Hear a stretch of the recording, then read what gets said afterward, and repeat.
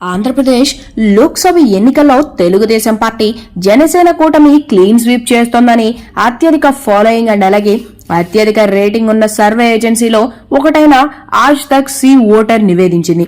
ఈ సర్వే ప్రకారం మహాకూటమి 17 ఎంపీ సీట్లు గెలుచుకోక వైసీపీ 8 సీట్లతో సరిపెట్టుకోనుంది.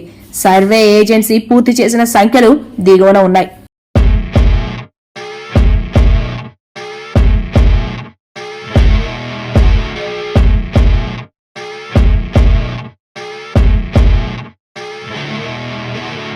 ఆంధ్రప్రదేశ్ ఎంపీ సీట్లు టీడీపీ జేఎస్పీ 17, వైసీపీ 8 ఓట్ల శాతమట. TDP JSP 45%, YCP 41%, Congress 2.7%, BJP 2.1%. 2019లో టీడీపీ 3 ఎంపీ సీట్లు, జనసేనకు ఏమీ మిగల్లేదు.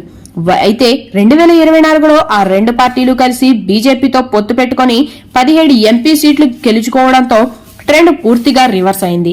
వైఎస్ఆర్ కాంగ్రెస్ 22 ఎంపీ స్థానాల నుంచి 8 స్థానాలకు దిగజారనుంది సమాచారం.